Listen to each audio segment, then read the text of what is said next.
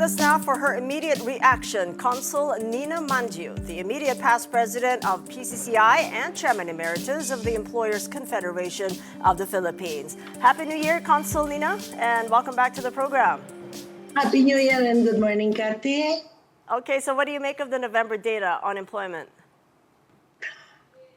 The figures that are presented actually are more or less the ones that are in the market. But we are expecting, or we're looking at improvement of our labor sector for the coming months of 2026 because of our newly approved budget, which is focused more on job creation, health, and education. But let's talk about the December labor situation. Given how the Christmas shopping season turned out, how might have the employment picture turned out for last month? Well, I think that is still the effect of the previous problems that we had on the second quarter of 2025. It's still sliding down to up to December. But it's looking better. It's looking better than the third quarter and up to about September last year. The December is better than the September, October, November figures. All right, well, let's push forward then to January, February. We won't be getting the official figures, not in a couple of months, but from where you're standing, what's the likelihood post-seasonality? Often the results for the first quarter results in job losses because the temp workers go. What is ECOP bracing for, at worst, for January, February? Okay, for the first quarter of the year, maybe you would still have a lower, higher unemployment rate, a little higher, but it will improve as we go on, spending and improving our infrastructure, constructions moving forward due to the budget approved recently.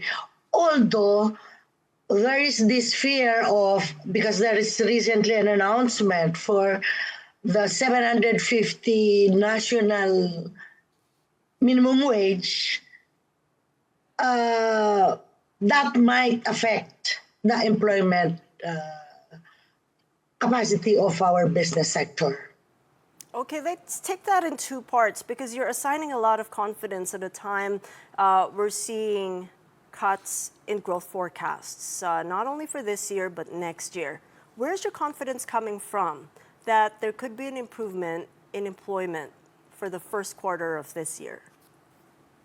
Because our newly approved budget is more focused on job creation, and probably this will resume the construction and infrastructure development in our country. Because there was a slowdown during the issue of our corruption in the second quarter of 2025, which is being addressed by our government. And when they approve the budget, they're more focused on creating more jobs through infrastructure development, constructions, and everything. And we feel that with this move of our government, we will improve our employment capacity and employment rate.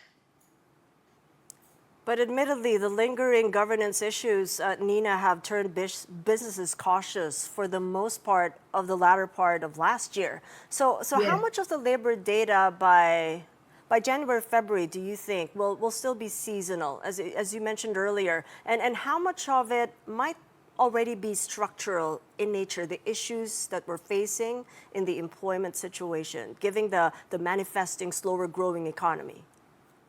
Well, probably on the January, February will still be like December. But on the second quarter, we feel, or we're looking on an improving rate. It could probably bring down our unemployment rate by the second quarter. the business sector confidence is improving, as we all know, because of the reforms that are being implemented. I mean, our newly installed finance secretary had installed some reforms in our BIR, and I think they maintained the projection of 15% growth in the BIR collection, 15% of our GDP. So in doing that, in doing all those reforms, and by the government, business will improve, which goes to say that employment will also improve. But there is that threat, as you mentioned, of the 750 peso wage hike that employers fear might trample on the potential gains. In what way, Nina? Because inflation right now is still at what the Bangko Sentral sees at lower than its target. So presumably there is a little bit more bandwidth for wages? We just feel if we mandate a minimum wage of 750 all over for national, no? We feel that there are sectors that might not be able to handle the impact of this minimum wage uniformation. We still feel that if we recommend an increase in labor rate based on the capacity of regions and sectors, the impact is not so much. The SME, for example, they may not be able to absorb this 750 sudden increase in the minimum wage. There are still sectors on the MSMEs that are still struggling as a result of the previous problem on corruption, on the pandemic, and all these natural disasters that we had experienced. All right, so which sectors then would be imperiled if indeed the 750 mandated wage hike would be implemented across the board? We're looking on, well, the only bright part that we're looking at is the IT sectors. But the affected ones we feel are, for example, the ones into the manufacturing, the ones into food sectors, the one into, because we cannot just increase on prices on these sectors. It's going to affect our inflation. It's going to affect our, if we increase prices due to the increase in labor, it might affect our inflation rate and growth. So if we do it gradually, according to sectors that are moving forward and developing, we might be able to reduce the impact. Manufacturing will be greatly affected by this. Food sector will be greatly affected, and even our agriculture. Productivity will be less unless we start rescaling and scaling our manpower and improving the skills.